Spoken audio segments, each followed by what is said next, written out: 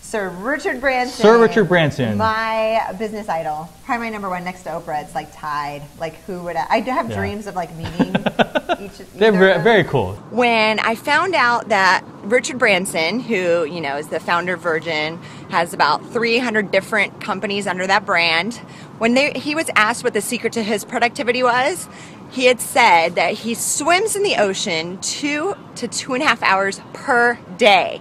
And that's his secret to productivity.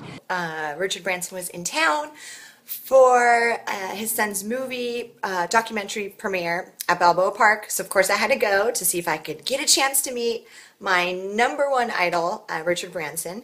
Okay, so as you guys can see, I've been super obsessed with Richard Branson forever. And it was funny to watch those video blogs. I mean, I've probably been following him for like the last 10 to 12 years. And he's just very inspirational to me as far as being an entrepreneur and the stuff he's done in his lifetime.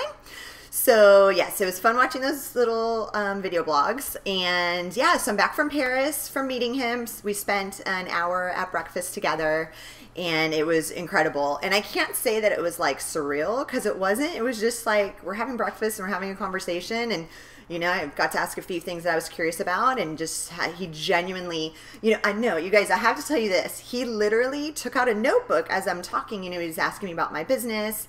And Jean, who's actually the CEO of Virgin Unite Foundation, of the actual foundation, she was with us too at breakfast. So it was the three of us. And they were both asking questions about my business, you know, the one I just sold, about my future business. And then he takes out a notebook and he starts writing. And I'm figuring he's just taking notes for like things he has to do later in the day. But he literally was taking notes about my company and the things I was telling him. And I was blown away, like that he would even take the time to do that. That was super cool. The other big highlight and takeaway of the hour breakfast with Richard Branson was meditation. So he asked me if I meditated because he knew I owned a wellness spa, and I always get that question. And I go, no, like I can't meditate. And then I go, why do you? And he started laughing. He said, no, I do not meditate either. And I love that, because I'll be honest, I believe in the science behind meditation, and again, owning a wellness spa, like it was hard for me not to try to meditate, but I just feel like I'm not wired for it. I just cannot sit still. And to me, like racing a motorcycle as fast as I can around a corner is meditation, because you have to be very mindful and very present in the moment. That's my form of meditation. So we were laughing about that, and that was a big takeaway for me, to know like, okay, meditation, you know, it's still okay if you don't meditate every single day. You don't have to. Let me think what other, and then how he just got so excited about talking about his future space travel with Virgin Galactic, which he said the first few people are going to go up within the next 3 months, and then his flight is within the next 6 months. And he just lit up when he explained that. And so that was really inspiring to see, you know, somebody that's constantly innovating no matter what. They're not just going to retire. You know, it's just they want to do amazing things in the world. And he is. And so, yeah, that was it. Paris was amazing. I'd never been there before.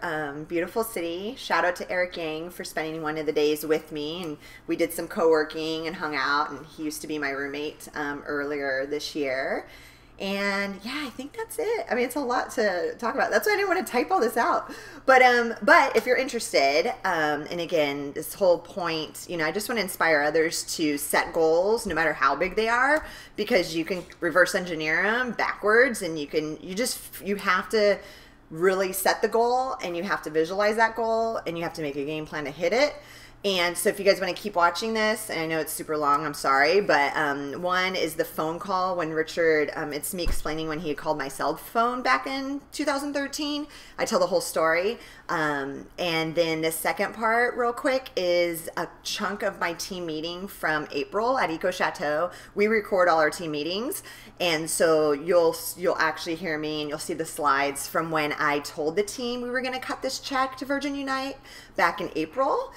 And I'm sure they were like, okay, yeah, sure, whatever, Christine, let's see. You know, so again, it was really cool that like I made it happen, and I made it happen within the same year.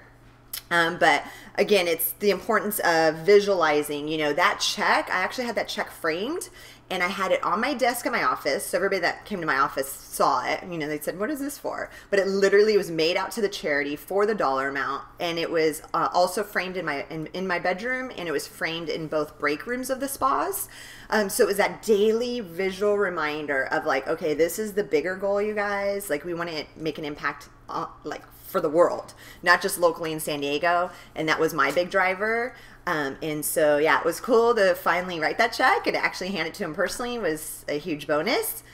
So there you have it. So open to any questions. Again, I just wanted to inspire others just to, and again, it doesn't have to be giving back for charity, but just visualizing whatever goal you want to hit and just making it happen. Because I know it doesn't, well, first off, when you guys saw me post on Facebook, it seemed like it was just out of nowhere. But now when you see these video blogs, you'll see that like I've been working at this kind of stuff for a while now and visualizing it and dreaming about it. And so it wasn't like out of nowhere I had that idea.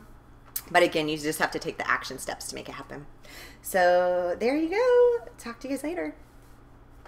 Oh my gosh, so the coolest thing happened this past Thursday. As some of you guys already knew, Richard Branson was in town for his son's movie documentary premiere at Balboa Park. So of course I had to go to see if I could get a chance to meet my #1 idol, Richard Branson. And there was a lot of people there, and of course his people whisked him away. So I did not get a picture with him, but I did get to run up real quick because I was in the front row. And I handed him a check for his charity. And I had Virgin Unite, which, speaking of which, he covers all the operating expenses.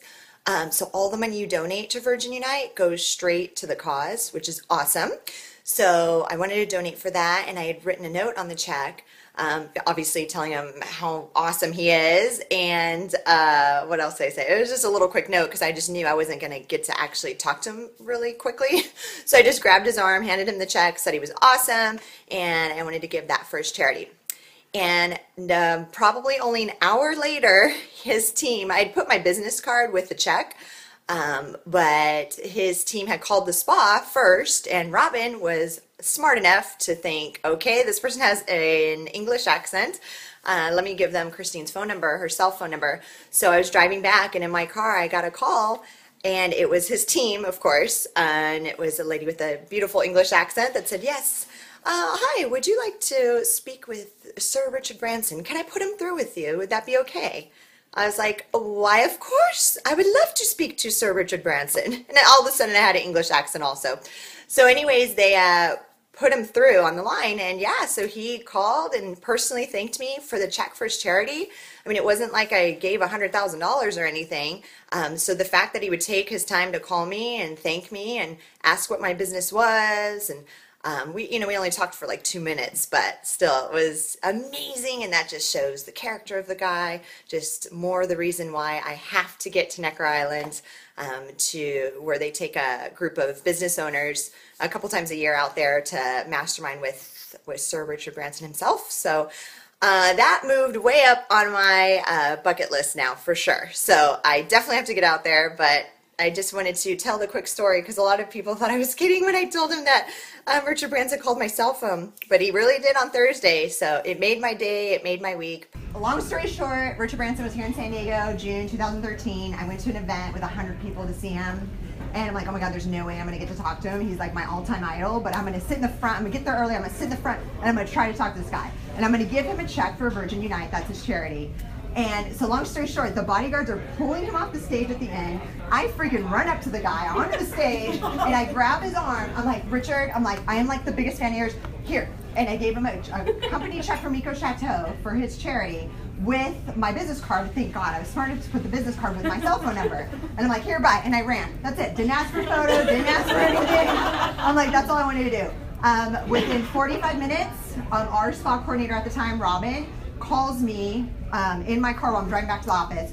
She goes, Christine, I think Richard Branson's assistant is on the phone for you. You want to take the call? And I was like, oh my God, yeah. So they patched through his like assistant who's over in Britain. She's like, oh, is this Christine McDannell? I'm like, yes, it is. And she's like, oh, I would like to see if you'd like to take a call from a Mr. Richard Branson. And I'm like, I had to pull my car over. I'm like, oh my God. I'm like, why, sure, I would love Richard Branson. And just like that, and they patch him through, right? Because he was driving to the airport at the time. And he's like, oh my God. The first thing he says is like, you just hand me a check and run off? And I was like, oh, you were like busy, Richard. Like, I didn't know. And I'm just talking to him like a buddy. Like, I didn't get nervous, and I was just so excited he called. And like, the next thing out of that guy's mouth was, I don't want to cash this check if it's going to hurt your company in any way. Like, how freaking awesome. They say, like, don't meet your idols because they'll disappoint you. I was like, this guy's freaking even more amazing. So I said, oh my God, Richard, I wish I could have given you more. It was $1,000. Like, I can't believe he called me, and it wasn't even that big of a check. I was like, wow, this is great. Talks to me for 15 minutes, asks about the spa, asks about our service. I'm like, hey, you guys can come over for a massage. No, totally. I was like, hey, come over. He goes, no, we're on our way to our airport. Next time I'm in San Diego, let you know. So, okay, long story short, of course, the next check, I have to cut that guy. I want it to be like super impactful, big. The next question everybody says is what projects, like where does the money go? They have so many initiatives, I didn't want to list them, so you're welcome to go to their website, but they tackle so many causes worldwide that I'm very passionate about, and all the money goes to the cause. Richard pays all the operating expenses with the nonprofit. Every single dime he pays, so if you're donating to them, like your money's going straight to the front line. Like, which that's, with you guys who know charities and how they work, that's usually not how they work. This is a check, I know it's big, and I want to put it in the break room so you guys are like inspired. Sorry, yeah, it's $100,000. Like, so whatever I need to do in the next, like, I put 5 years out, like to cut this check to that guy, then, or his charity, I'm gonna do it, and I just want you guys to know, like, that's our bigger vision, like to be able to really help the world, not just locally.